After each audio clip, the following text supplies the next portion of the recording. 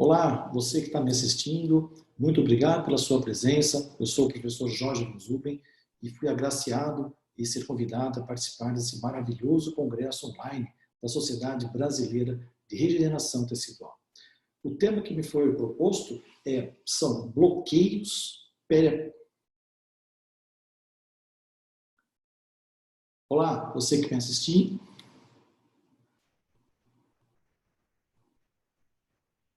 Olá, você que está me assistindo agora, muito prazer. Olá, seja bem-vindo, você que está nos assistindo nesse terceiro congresso, dessa vez online, da Sociedade Brasileira de... Olá, você que está nos assistindo, muito prazer em ter aqui você com a gente. É um prazer, um privilégio que você ter aceitado se inscrever no terceiro congresso da Sociedade Brasileira de Regeneração. Eu fui convidado a falar sobre o tema bloqueios periféricos.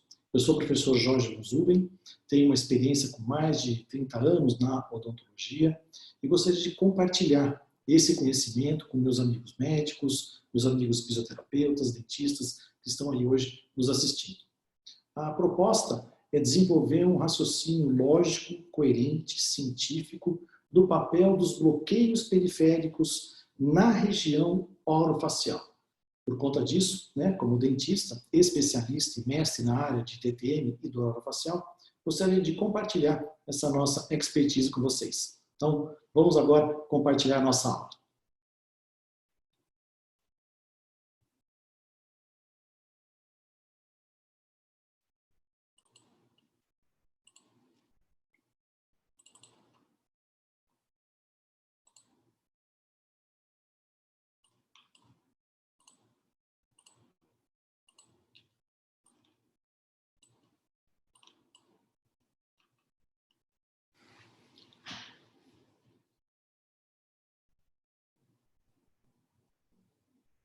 Agora, vamos iniciar o nosso bate-papo. Vamos entrar agora no tema que me foi oferecido,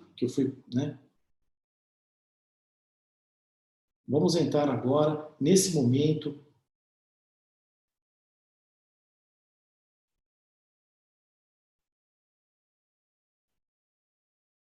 Então, vamos agora entrar no tema que me foi oferecido nesse congresso online para bater esse papo com vocês. Então, o meu nome é Jorge von Zuben, está aí na tela,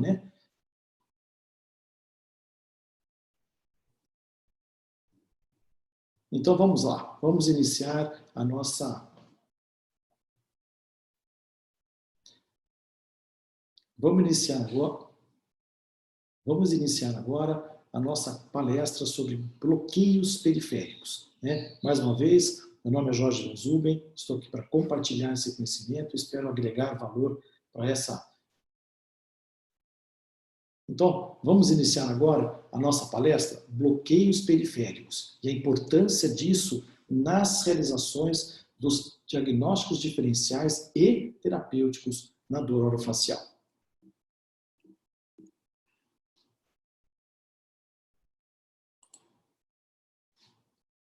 Os temas que eu pretendo abordar com vocês seriam as dores persistentes na face, dor miofascial, afecções virais, tudo isso com uma pertinência formando neurites periféricas, neuralgia do trigêmeo, neuroma pós-traumático, todas as situações que a gente pode precisar, na verdade, de utilização de bloqueios periféricos. E sempre, jamais deixar de lembrá-los que tudo aquilo que nós abordarmos com vocês nesses próximos 40 minutos sobre bloqueios, é certo que uma parte está sendo feita ou realizada concomitante com medicação, fisioterapia, orientação, educação em dor, enfim, uma abordagem complexa desses pacientes com dor orofacial.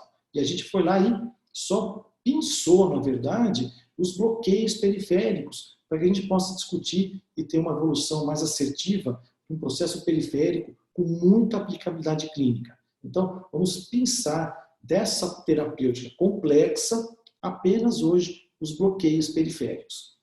E a gente vai falar, assim, basicamente, do veículo de seringas, como que a gente utiliza, quais são as técnicas, os agentes que a gente pode utilizar, enfim, todas essas possibilidades de agentes de bloqueio periférico, que eu posso incluir um spray anestésico, eu posso incluir um agulhamento seco, eu posso incluir uma toxina botulínica. Então, quem sabe a gente consegue evoluir e tirar todas as dúvidas desse público aí que está nos assistindo nesse momento. Bloqueios periféricos, na verdade, são procedimentos minimamente invasivos na região periférica que visam, né, através de infiltrações assertivas, de soluções anestésicas apenas, ou com situações anestésicas mais os corticoides, com o intuito de eliminar a dor periférica. Seja ela momentânea, sim, professor, não está problema nenhum. Eu preciso cortar essa aferência, né, essa aferência de dor periférica via para o sistema nervoso central. É uma ferramenta essencial para o diagnóstico diferencial e controle de várias patologias álgicas, musculares e neuropáticas da face. E eu não posso deixar de mostrar essa palavra chamada neuroplasticidade. Essa sim será o diferencial, é a palavra de ordem para que a gente possa, na verdade, ter 100% de aplicabilidade clínica dos bloqueios periféricos. Vamos tentar entender um pouco melhor disso um pouquinho aqui para frente. E o que eu quero, o que eu pretendo com um bloqueio diagnóstico? Na verdade, a gente tem dois tipos. O bloqueio diagnóstico, na sua essência, eu vou utilizar um anestésico local, da sua preferência, quando eu for utilizar um músculo sem vaso, e quando eu estiver para fazer um bloqueio no nervo, eu posso sim utilizar com ou sem vaso. A maioria das técnicas, né, nós aqui no Instituto Jorge von Zuber preconizamos, inclusive para as neurites, o uso, né, da lidocaína sem vaso. Mas nesse caso não é imperativo a utilização de com ou sem vaso. Agora, para músculo, a gente já pede, né, a gente já treina o aluno, já treina o colega para que ele faça bloqueios sem vasoconstrição. E o exemplo que nós temos aí de bloqueio diagnóstico são as dores miofaciais, que eu posso diferenciar uma dor muscular em nível de masseter, vitiligoideu lateral, por exemplo, de uma região verdadeiramente de dor de ATE. Um bloqueio terapêutico, ele vai me trazer um recurso pouco além. Então, eu já devo ter uma ideia que eu estou tratando, entre aspas, esse indivíduo, e eu vou utilizar ali um anestésico local, né, que a gente utiliza a lidocaína 2%, é o mais preconizado aqui no Instituto, mas você pode usar de 1% também, na sua maioria sem vasoconstritor, e um corticoide, de preferência um corticoide de depósito. Nós já vamos falar dele daqui a pouco. O exemplo clássico na minha prática diária aqui de consultório são as neurites por compressão do nervo aurículo temporal. Vantagens desses bloqueios: redução imediata da dor, auxiliar na cinesiofobia, e talvez a gente esqueça disso, né? O paciente ele cria, né? Principalmente o paciente crônico, ele cria uma fobia, ele cria um medo de se movimentar. Isso é corporal e isso também é na face. O paciente tem dificuldade de abrir a boca, ele tem limitação de funcionamento, ele tem limitação dos movimentos bordejantes, então ele tem dificuldade de abrir a boca. E quanto mais essa dor vai se espalhando pela face, vai ampliando a função mastigatória com dor, esse paciente vai criando essa cinesiofobia, o medo de movimentar a mandíbula. O diagnóstico diferencial em todas as patologias, seja ela de dente, ATM, músculo, uma cefaleia primária, uma cefaleia secundária, esteja envolvendo a parte odontológica, uma dor primária de uma dor secundária, ou seja, uma dor efetiva de dente ou não, e também com os bloqueios a gente tem uma grande vantagem de redução drástica do uso de fármacos. E as desvantagens, né, lógico, qualquer intercorrência clínica, porque você vai fazer um agulhamento na sua grande parte, seja ele talvez um agulhamento seco, com as agulhas de acupuntura, mas na grande maioria nós usamos agulhas de 27 por 13, né, de gauge, mas a gente usa 0,45, 0,55, agulhas de 13 milímetros, 4 milímetros, 8 milímetros, na sua grande maioria. Então, são situações minimamente invasivas e seguras. Eu posso ocorrer uma lesão no nervo? Posso. Eu posso, entre aspas, aferir um trauma no músculo? Posso. São raros, mas são desvantagens a serem citadas na nossa literatura. E o importante da gente falar sobre a parte funcional da dor orofacial, eu preciso pontuar. Essas são as áreas que 100% nós, da dor orofacial, trabalhamos. Nos bloqueios periféricos, na dor miofascial, na cefaleia secundária, nas neurites e neuralgias do trigêmeo, nesses neuromas, onde você faz um implante, extrai um dente, faz tratamento endodôntico, né? E aquela dor persiste. Até para a gente lembrar aquelas ausências de elemento dentário, né? O espaço do alvéolo onde você não tem o dente, você continua com uma dor persistente. Como é que eu posso ajudar esse paciente com os meus bloqueios periféricos? Já já a gente vai falar sobre isso. As sinusites, existe uma infinidade de possibilidades. Porém, o que a gente quer mais é fazer uma orientação mais assertiva dos principais modelos de bloqueio periférico. E a gente tem que sempre fazer pré-orientações. Olha, educar o seu paciente, mostrar as intercorrências, as possibilidades reais de assertividade e as possibilidades reais de não desfecho positivo. A adesão ao tratamento é importante desse paciente, trazer os benefícios que esse bloqueio vai trazer e nunca se esquecer de entregar aqui no seu consultório, no seu ambulatório, onde você está trabalhando, né, colega, o termo de livre consentimento. Isso é muito importante, a gente não se esquecer antes de fazer os seus procedimentos clínicos. E o pós-bloqueio, tecnicamente, na sua grande maioria, pedir ao paciente para não ficar massageando, não ficar, entre aspas, né, cutucando aquela região, não tem que passar anti-inflamatório nenhum. Ele pode fazer uma compressa fria, pelo menos nos primeiro dia, uma compressinha morna entre 3 dias, se a região que você fez ficou muito dolorida. Agora, se fugiu daquele padrão de dor leve, ele deverá entrar em contato imediato com o colega. Caso contrário, em 2 ou 3 dias, essa possibilidade de intercorrência já foi superada e esse paciente já deve estar sendo usufruindo, né? Está sendo se beneficiando do bloqueio realizado. As indicações são cefaleias primárias, secundárias, dor miofascial, neuralgias da face, neurite pós-herpética, isso está muito em voga hoje. Lembrando vocês, colegas, que a neurite pós-herpética ela vai sendo copiada a partir agora do Covid-19, né? Nós vamos apresentar daqui a pouco pacientes com uma neurite pós-Covid e que nós, colegas da medicina, da odontologia, que lidamos na área de dor, possamos entrar nesse universo e poder controlar melhor esses pacientes. E as possíveis atuações nas dores neuropáticas que nós vamos mostrar para vocês. Contraindicação, alergia absoluta ao medicamento, né? Essa seria uma contraindicação absoluta. Fobias e síncopes que deveriam ser controladas antes do seu procedimento. E as técnicas, basicamente, de bloqueio, elas são várias. Eu posso usar desde um spray de gelo, um agulhamento seco, utilizar uma seringa carpule ou uma seringa de puncionamento, uma seringa normal, Lawyer, não, montada em agulhamento de 1 ml. A maioria dos casos nós utilizamos a seringa de 1 ml com 0,3 ou 0,4, né, do comprimento total de 1 ml desse compartimento. E no caso, a radiofrequência também foi utilizada, a gente vai deixar isso para os colegas da área da medicina. Então nós vamos nos ater a falar sobre spray de gelo, agulhamento e técnica convencional com agulhamento, com anestésico e corticoide. E as principais áreas que a gente vai utilizar de bloqueio são músculos na área acetério temporal, trapézio externo-cleido mastoideu, da inervação trigeminal, nervo auriculotemporal, supraorbitário, infraorbitário, troclear, mentoniano e não mais por último, né, não menos importante, a inervação occipital maior e menor.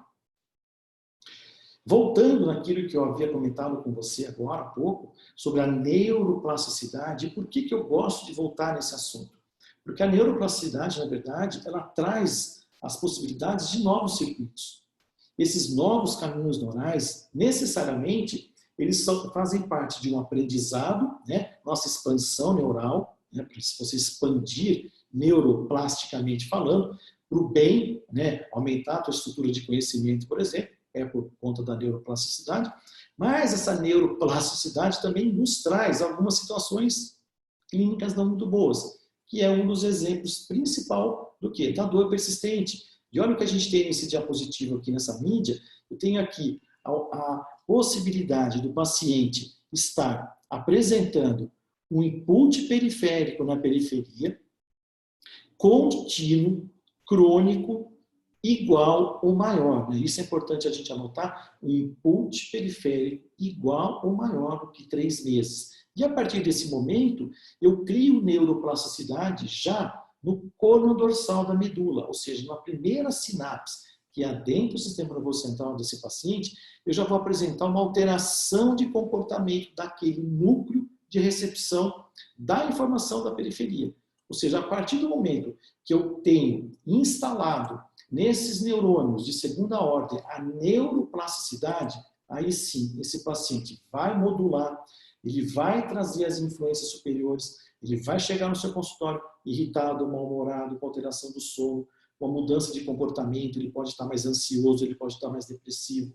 Ele vai apresentar alterações somatosensoriais na face, né? Estamos falando aqui de dor orofacial, né, gente?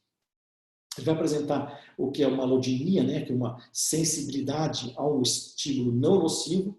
Ele vai apresentar uma hiperalgesia, explicando uma dor maior que o limiar adequado da dor. Ele já tem uma provocação dolorida. Se você provocar, ele tem mais dor.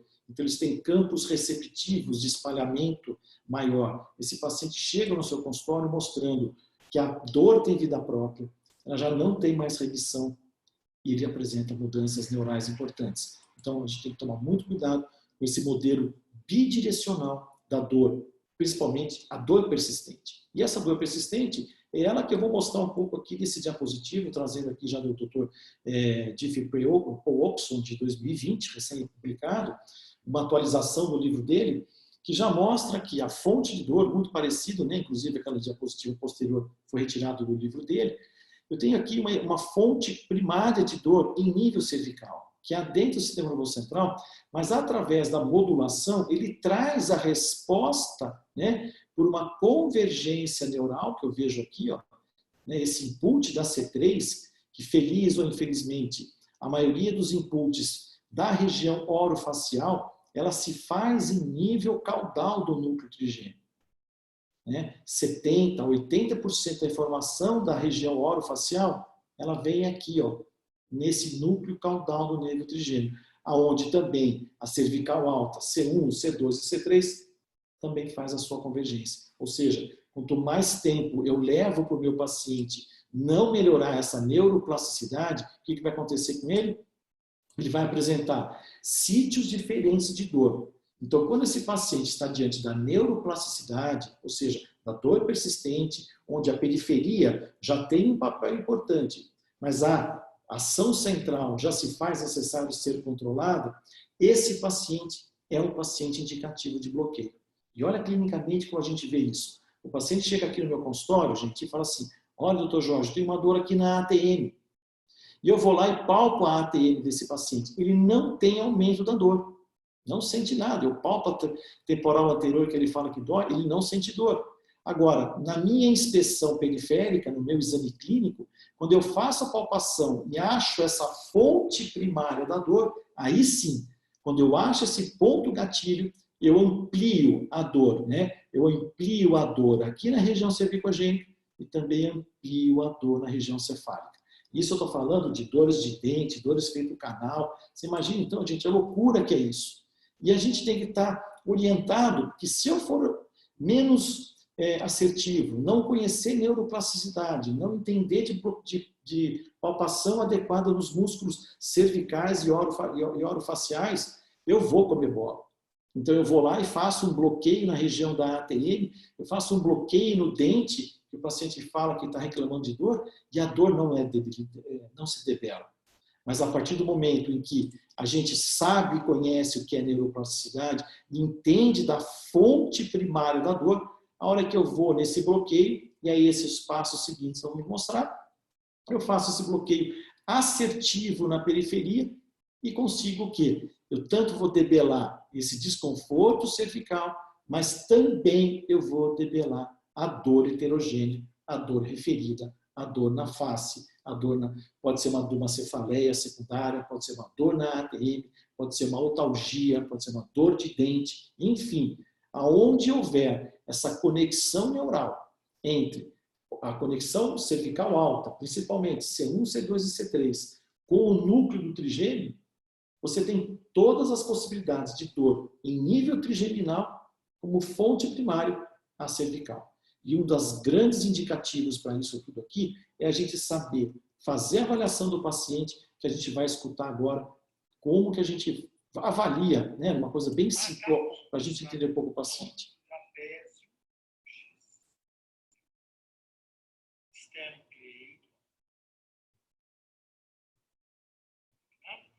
Masseter,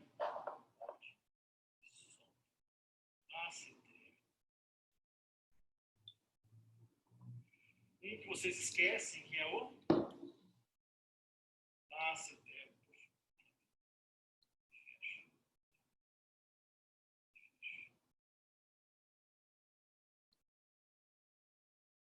Masseter profundo, ATM,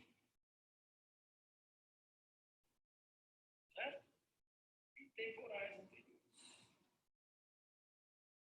Só para a gente mesclar para vocês qual é o nosso papel dentro dessa situação. E o que eu acabei de mostrar agora nessa situação para vocês são nada mais, nada menos do que a dor miofascial com referência. A gente vai ver no próximo vídeo como que essa aluna responde à provocação da dor primária, né? Que é a fonte da dor, que está ali na musculatura masseteriana, que refere uma dor para o dente. Então, essa classificação do DC ainda, né, que será trocada agora em 2020 pelo ICOP, mas a gente ainda vai se basear nela, eu preciso, então, obrigatoriamente, na minha inspeção, na musculatura oromandibular, mastigatória principalmente, reproduzir a dor familiar, porém, com referência em outras áreas. Nada mais que eu posso falar, que seria uma área cefálica ou as áreas odontológicas.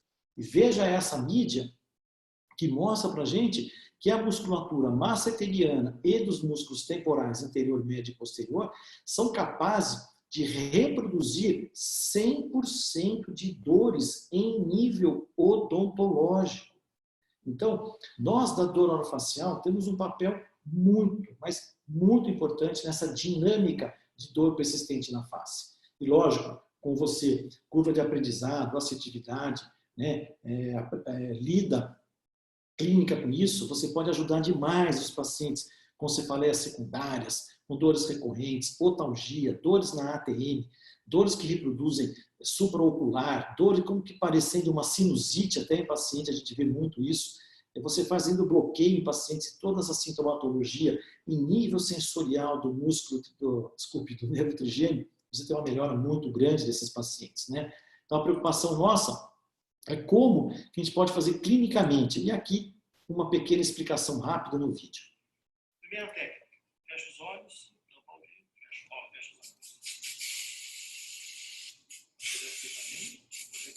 Agora o bloqueio com spray. Vou aquecer, ó. Fiz spray, aqueci o músculo. Como é que eu alongo ele mesmo? Abre e fecha. Cadê a dor? Show de bola? Bem mais fácil abrir. Bem mais fácil abrir. Ó. E agora a gente tem também uma possibilidade de agulhamento seco. Eu posso fazer o bloqueio do spray, acho o ponto gatilho, delimito ali com o pincel de marcador e faço o bloqueio de agulhamento seco, buscando, não o TI da acupuntura, mas buscando sim aquele choquinho que referência, né, faz a referência para o dente em questão que o paciente tem essa reclamação. Então, você tem pacientes que têm uma certa fobia a isso, a gente evita o agulhamento e a gente parte para outras modalidades. Uma delas efetivas é o spray que é o spray de gelo. A segunda opção que eu posso é ir nessa região do ECOM, né, do esternocleidomastoideu, é você ir direto com uma carpule montada com agulha curta, delimitar o ponto gatilho. Hoje a gente tem essa condição aqui no Instituto, a gente utiliza essas guias de ponto com ultrassom guiado, né, um ultrassom com Doppler. A gente consegue visualizar aquela massa muscular sugerindo um ponto gatilho e até a introdução da agulha para você evitar a possibilidade de você fazer uma infusão em nível de vaso sanguíneo, tá bom? Ali o paciente já está até marcado o gelzinho, que a gente tinha acabado de fazer o ultrassom na face, e aqui eu fiz o bloqueio no esternocleito. E geralmente, para esses músculos, a gente usa somente o anestésico, a lidocaína 2%. Posso mesclar também com spray e alongamento, é a técnica da Janete Stravel. Então, eu faço o spray, faço estiramento, faço spray e faço estiramento. Tudo isso visando o quê? Bloqueio periférico daquele aferente, né? Nesse caso, dor miofascial. Técnica infiltrativa agora de bloqueios, a gente já começa a entrar agora na segunda parte. Primeiro eu mostrei a possibilidade de músculo, e agora a gente pode mostrar as possibilidades da inervação. A técnica, na sua grande maioria, ela é infiltrativa. A solução a gente sugere 1 para 1. Se você colocou 0,1, 0,2 ml de solução de anestésio, que você use 0,1 ou 0,2 de corticoide. Quem eles são? Já já vamos dar nomes a eles. Porém, a asepsia local é mandatória. Nós gostamos, pelo menos vocês estão vendo na mídia aqui, eu sempre delimito, principalmente quando eu faço nervo auriculotemporal, occipital maior. Na verdade, eu acho que a minha prática eu faço em todos eles, né? Mas vocês vão ver aqui praticamente no NAT, né? No nervo auriculotemporal, a gente marca essa reprodução da face e você pode, às vezes, imediatamente, depois de 3 a 6 minutos, quando você vai delineando essa área de hiperalgesia ou de desestesia, alodinia, após o bloqueio de 3 a 6 minutos, ele já tem efetividade, né? Nós vamos falar disso, mas aspirar o êmbolo, introduzir a agulha com o bisel voltado para a face, conforto, aplicação, vocês vão ver que a gente gosta, eu gosto muito de usar o spray, né? Eu faço spray de gelo numa ponta de algodão e depois eu levo, né? Ou no algodão ou no cotonete, eu faço como se fosse um pequeno bloqueio periférico em nível de derme, nas áreas onde eu faço o bloqueio no paciente, quando eu uso toxina botulínica, também gosto de usar spray de gelo, gelar o paciente para minimizar o desconforto de dor, né? Porque os pacientes já estão, né, com todo aquele clima de expectativa, toda aquela história pregressa com a dor, então seria mandatório que a gente, na possibilidade, crie um conforto, se é que eu posso usar essa palavra, durante a aplicação. Na maioria, a gente sugere que vocês usem seringa de 1 ml, é a nossa prática aqui no Instituto, então vocês estão vendo aí na mídia. Essa agulha é uma agulha montada de 45 por 13, a gente pode usar em alguns pacientes a 55 por 20, mas eu tenho muita prática com essa daqui, ou a PT30 com agulha de 4 milímetros. Ela vai aparecer já já aí. E sempre mandatório aqui no nosso dia a dia.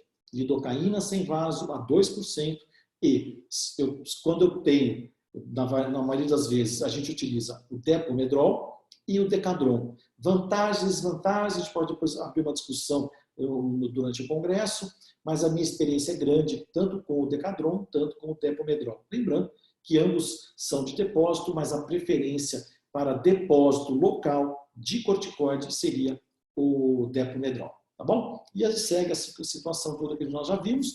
Eu vou mostrar a possibilidade de mecanismo de ação desses bloqueios, isso é importante a gente discutir, porque isso é muito questionado muitas vezes, não só em nível acadêmico, mas no nível nosso, do dia a dia, né? Os pacientes perguntam o que funciona.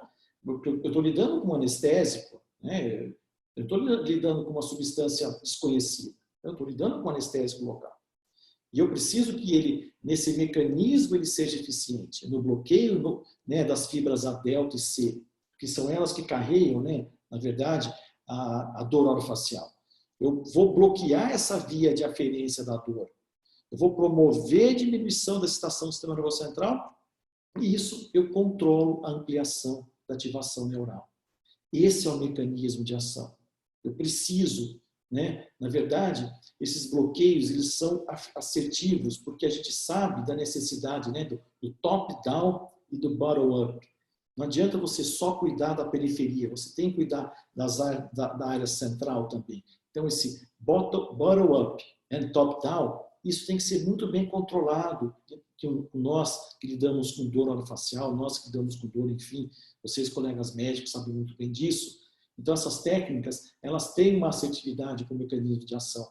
E, desculpa, essa ativação neural do sistema trigêmino cervical. Esse é o ponto-chave do meu sucesso clínico como dentista da dor.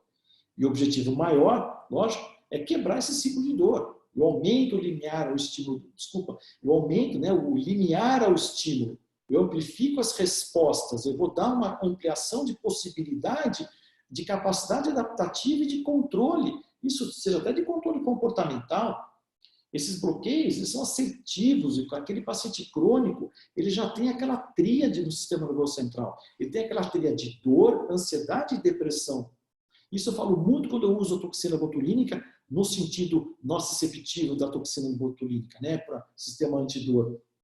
Isso é muito importante, porque eu capacito esse paciente a dar um treinamento melhor, eu trago esse paciente melhor para o tratamento, eu trago engajamento desse paciente para mim. E as possibilidades de novos circuitos mentais de comportamento, como eu estou falando agora. Você quebra esse ciclo. Então, o objetivo é bloquear a aferência, ampliar respostas positivas e não negativas e trazer qualidade de vida para os nossos pacientes. Não menos importante, na sequência, eu vou começar mostrando então, o que eu mais faço aqui no meu consultório, que são os bloqueios do nervo aurículo temporal. E na sua grande maioria, nós pegamos aqui ó, o ramo temporal, né, dele. Na sua grande maioria, não estou dizendo, porque hoje a anatomia já mostrou, e esses são os estudos aqui, né, essa proposta da ramificação hoje do aurículo temporal. Antes se pensava assim, 2 ou 3 ramos, agora a gente já tem mais ou menos 5 ramos do aurículo temporal. E cada desses branches, cada um desses ramos, ele vai trazendo informação assertiva para o nosso tratamento. E olha que importante né, nós da parte odontológica, sabermos disso.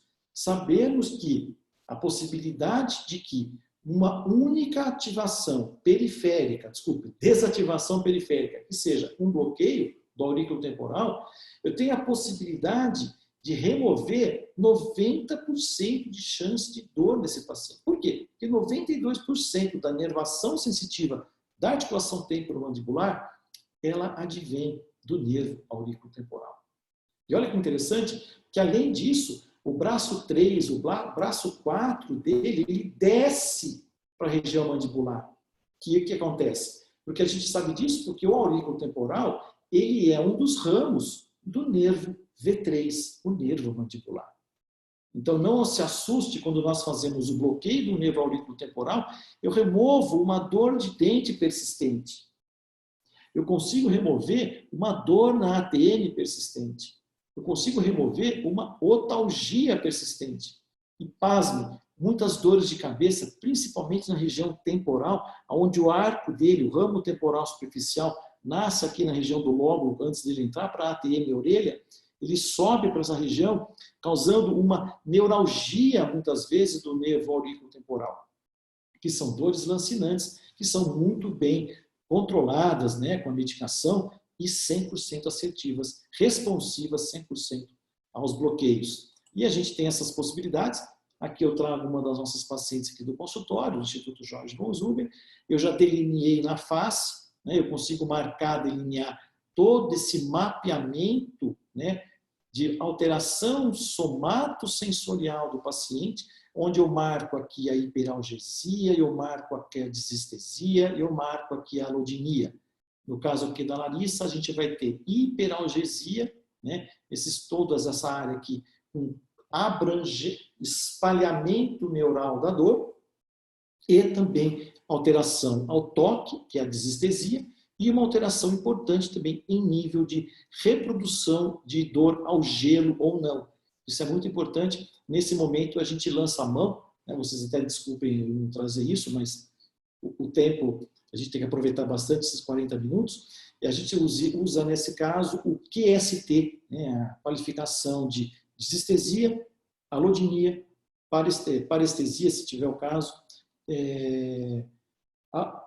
desestesia, alodinia, hiperalgesia e alteração à temperatura. A gente usa o spray de gelo e vê a diferenciação de gelo bilateral desses pacientes, que é muito comum nessas áreas com alterações somatosensoriais. Ou seja, a gente começa a entender que esse paciente que tem uma DTM, uma dor na ATM, uma dor muscular, bruxismo do sono, ele tem uma DTM muscular, ele aperta demais o dente, ele vai ter um construto, ele vai construindo uma dor muscular. Mas, ao mesmo tempo, ele apresenta características de dor neuropática. Então, aqui no nosso consultório, no meu ambulatório, nos cursos onde eu ministro, a gente é mandatório, pessoal, é mandatório que a gente faça bloqueios nessas inervações em pacientes crônicos da região orofacial. E por que isso? Porque a assertividade é muito grande, o conforto ele é muito rápido e você elimina a possibilidade de viés de tratamento. Porque são comuns esses pacientes retratarem os canais, extraírem dentes desnecessários, removerem implantes. Vocês vão ver aí para frente quanta situação que a gente pode dar qualidade de vida para esse indivíduo.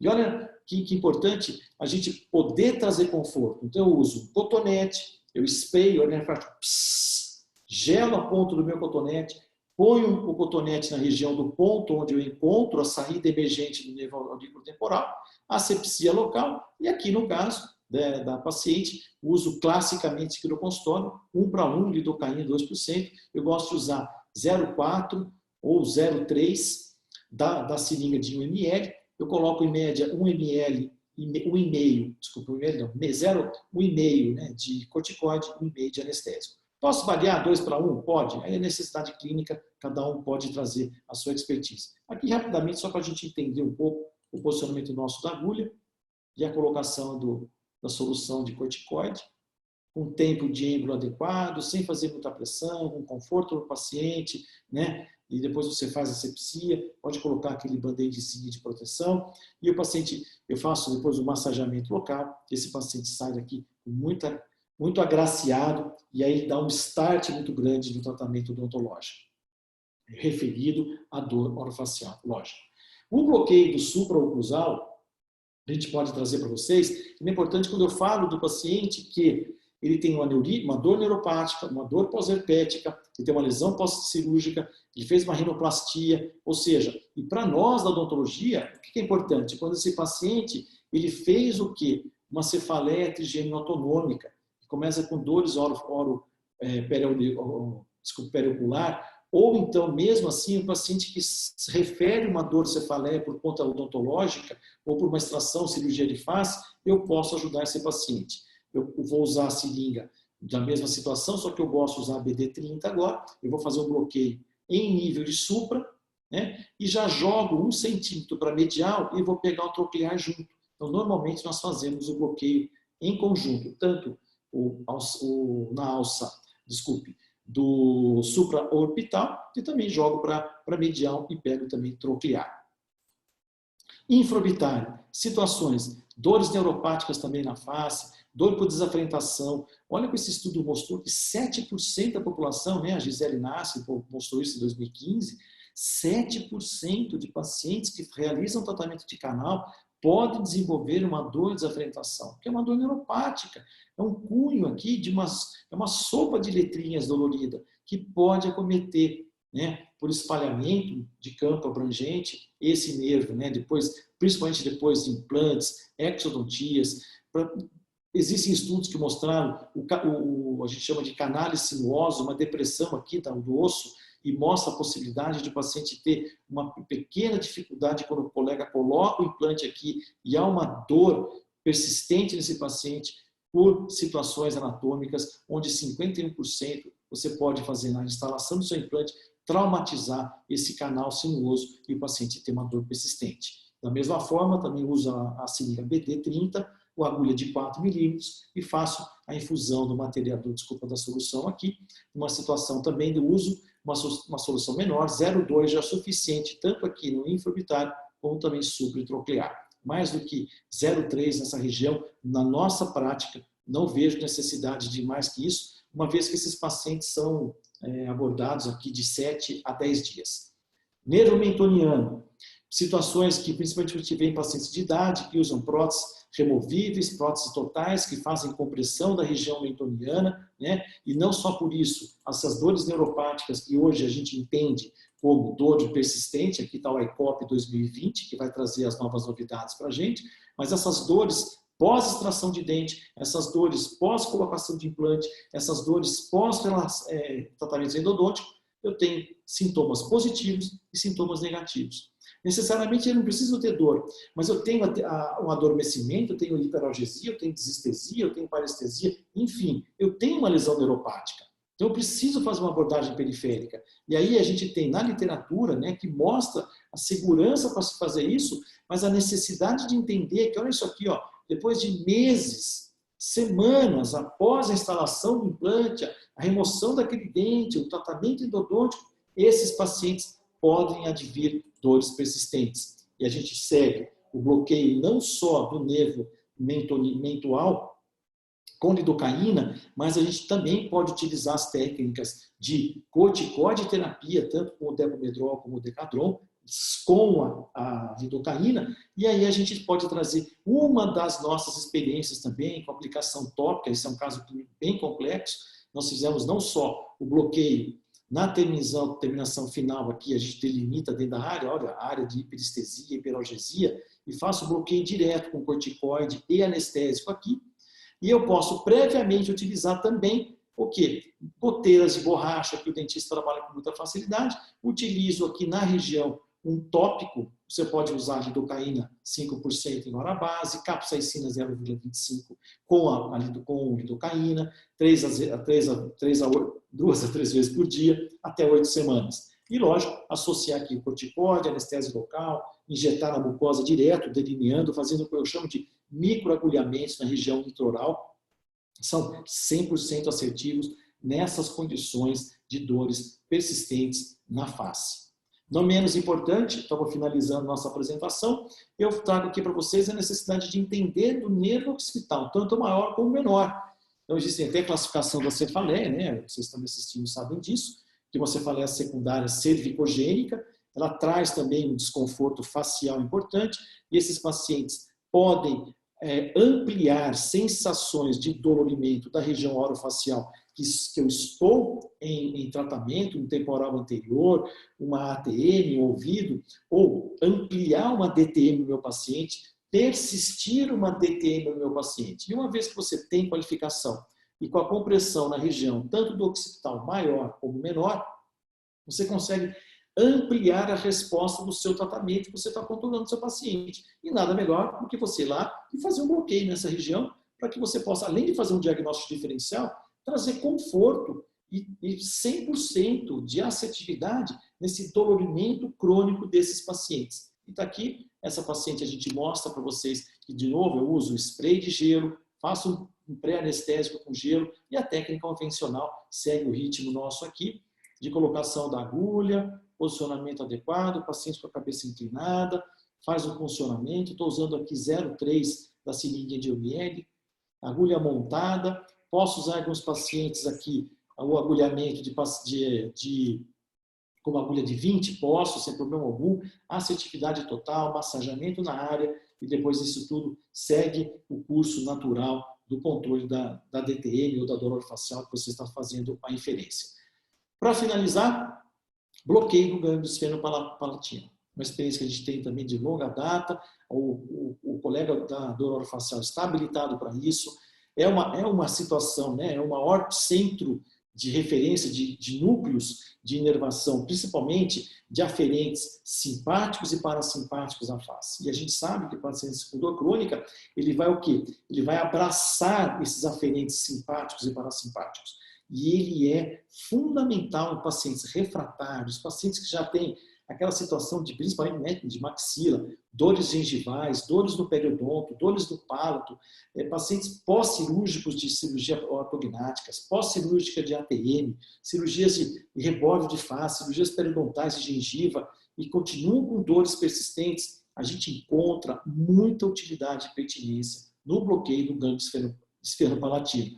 E é importante entender também que um terço o terço superior da face, que o maxila, ele tem uma abrangência enorme. Então, a gente tem uma possibilidade de utilizar um recurso clínico minimamente, não posso falar aqui que é invasivo, porque eu vou chegar da asa do nariz até bater na parede posterior aqui da nasofaringe, na reta região posterior do nariz, que eu vou depositar o meu anestésico e por encharcamento, né? Eu não consigo bater diretamente com o suave aqui, mas eu entro aqui nessa fossa, aqui, rente ao osso, a fossa lateral nasal, deposito por encharcamento. Como que eu faço isso? A gente vai, aqui meu videozinho, espero que vocês consigam enxergar. Estou finalizando minha apresentação. Lá na ponta, pega isso.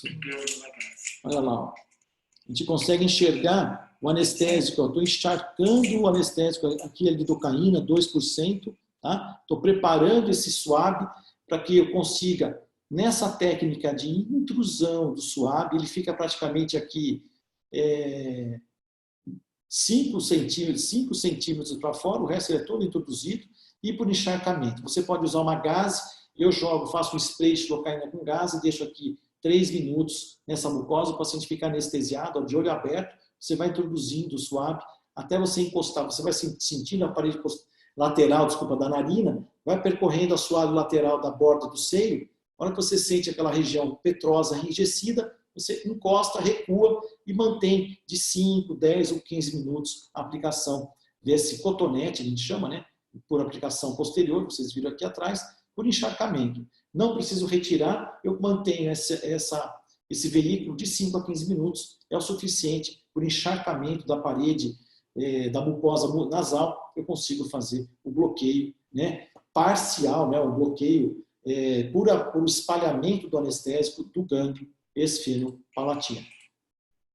Finalizando, posso deixar de mostrar isso para vocês. A toxina botulínica como agente primário analgésico. Então, a toxina botulínica eu posso utilizar tanto hoje como bloqueio periférico, neuralgia clássica do trigêmeo, tenho aqui os estudos mostrando para vocês a eficiência dessa técnica, só que a toxina botulínica tem que ser inferida com uma agulha super flexível de 3 a 4 milímetros. Eu faço a infusão da toxina de 5 a 10 unidades na situação subcutânea. Eu não injeto a toxina intramuscular. Ela aqui é subcutânea e os resultados são fantásticos. Os delineamentos de estudos, os randomizados estão aí mostrando que eu tenho muita qualidade de vida que eu posso falar para esses pacientes estudados. Os benefícios e eficiência da toxina botulínica para a neuralgia trigêmeo já é sabido e a gente não pode deixar de falar. Por que a gente sabe disso? Porque a toxina botulínica tem específico, né, ação de inibição de liberação de neurotransmissores, principalmente substância P, glutamato, aspartato e o gene relacionado à calcitonina. Então, eu tenho controle periférico eficiente com a toxina botulínica. E se isso não é importante também para a neuralgia trigêmeo, o que nos dirá agora nas dores de dente, né, que a gente chama de dor de dente alveolar persistente, onde você extrai um dente, faz seu implante, faz um tratamento de canal e cria, aquilo há pouco que eu mostrei para vocês, um neuroma periférico intraoral. Então, isso aqui é do Dr. Oxon, que desde 2018 vem fazendo essas aplicações, e nós temos aqui hoje, aqui em Campinas, no Instituto, 5 casos que eu estou controlando, e quem sabe um dia a gente volta para bater um papo sobre isso e trazer à luz a nossa experiência com a toxina botulínica na mucosa vestibular, na mucosa intraoral, para controle periférico de dor crônica desses pacientes nossos, acometidos por extrações de dentes, tratamentos de canal, instalação de implante. Quem são eles? De 6 a 13% dessa população. É muita gente e a gente acredita, estamos hoje com ciência e preparados para realizar bloqueios periféricos com assertividade, devolver qualidade de vida, devolver uma história real e verdadeira para esses nossos pacientes. Gente, agradecer é pouco. Gratidão por vocês aí me acompanharem, gratidão ao meu colega, meu amigo, professor Renato de Castro, toda a diretoria da SBRET, sucesso para todos nós. A gente tem conferido as outras palestras, estão maravilhosas. Espero que eu tenha aí nesses 40 minutos contribuído para o conhecimento ou ampliar o conhecimento de vocês nessa área de bloqueios periféricos. Estou sempre à disposição. Minha gratidão, grande abraço e nos vemos aí nos próximos congressos.